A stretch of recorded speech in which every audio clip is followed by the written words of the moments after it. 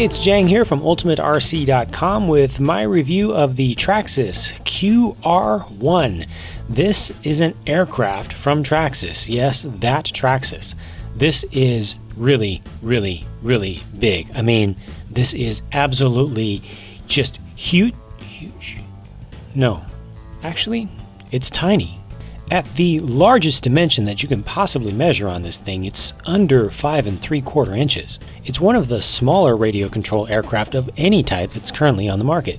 And yet, for its size, it's built surprisingly tough, and as a result, it's pretty heavy for its size too. Most of the structure that you see from the top is one piece of molded plastic. There's a lot of dimension there that gives it just basic geometric strength. If that wasn't enough, it's also encased from the bottom with another keyed-in piece of composite. So the center structure is pretty solid, and the only vulnerable things are the blades. For that reason, they do give you a full set of spare blades with the package. The QR-1 comes completely ready to fly, including not one but 2 flight batteries. Ah yeah, look at that massive LiPo power right there. 1S, baby! To match the pair of batteries, they give you a charger that's capable of charging a pair of batteries at once. This plugs into any powered USB port and takes about 40 to 50 minutes. You can expect 6 to 8 minutes of flight per battery. The controller is pretty simple and Spartan in design. Everything's all plastic, but most importantly, the feel of the sticks is really good. Very smooth, no spring on the throttle, good spring tension on all the other controls, and well-shaped stick tips. Trims are all digital, and they also give you a hidden dual rate toggle. They even give you a set of alkaline batteries for the controller, though awkwardly they are AAAs. More awkward than that, you need this included screwdriver to secure the battery door. In flight, the QR-1 is far more stable than I expected it to be. This is a real pleasant surprise. By default, the controller is set to low rates, which gives you very fine and precise control that allows you to safely fly around in even a very small space. There's just one thing I don't like about the low-speed performance. When you yaw from anything close to a hover, it will strafe off to one side or go backwards. At first I thought it was something that I was doing, but I was able to verify repeatedly that no, it's just how it acts. You simply have to correct for it. The effect is small enough though that once you're moving, you're not going to notice it at all. For testing on high rates, I moved to a larger space. Here things get really interesting because the QR-1 is capable of quite some authoritative maneuvers and it can go quite fast. With high rates turned on, you also gain access to stunts. Like most of today's mini quadcopters, the QR-1 has the ability to do a fully automated flip, left, right, front, or back.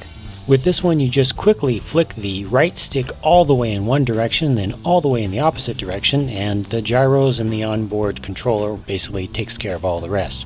It will lose a bunch of altitude, or at least want to lose a bunch of altitude while doing a flip, so it's important to get it moving upwards already before you initiate the flip. And as soon as it starts to right itself, you need to give full throttle to make sure that it doesn't sink too far. There's a little bit of a trick to it, but it doesn't take too much to get used to it. I also found that it's a lot easier to pull off clean tricks early in your battery charge. The more juice you have, the more quickly you can stabilize from the little controlled fall. Over the course of about 10 to 12 battery packs I've flown through this thing so far, I have crashed it a lot, probably 20-30 times. Running into walls, running into the ground, flipping too close to the ground and landing upside down. And almost every time I crash it, I simply bend one or more of the rotor blades. The tips especially like to curl over. But I've just bent them back. I can see fatigue marks starting to form in the plastic, so I'm sure that they will eventually start to break. So I think it's pretty clear that if you do not baby this thing, the rotor blades are going to be a commodity item. So just keep a couple sets on hand. You'll also notice that in my indoor footage when I first started out, the orange blades were on the back. That's the default. That's the exact opposite of the industry standard. Normally quads have the colored blades up towards the front. I found this to be pretty disorienting, and before I got to the advanced flying, I just swapped them front to back. Now for the $54 million question. What about the Hoobsan X4? That's the one on the right. All the internet is ablaze with talk about how the Traxxas QR-1 is the exact same thing as the Hoobsan X4. It's obvious why, and because it's such a hot and contentious issue, I will do an entirely separate video talking about just that. For purposes of this review, I can tell you that they're not identical, but they're pretty darn close, except for the price. QR-1's $85. Hoobsan X4, $45 to $55. With the Traxxas, you get the extra battery, which, face it, it's worth maybe a couple bucks. You get the better charger, and I will admit that that's a good thing to have. It halves your effective charging time, or doubles your fun time. You also get access to customer support, though honestly I'm not sure how much they can help you out with. And you get access to Traxxas's no questions asked warranty program. Basically, if you destroy your QR-1 entirely, doesn't matter how it happened, they'll sell you a new one for 45 bucks. Yeah, that's the price of an entire Hoopson X4 ready-to-fly set. So yeah, my money would be on the cheaper product. Nothing against the QR-1 as a product. It's a lot of fun and it works great. It's just not competitively priced.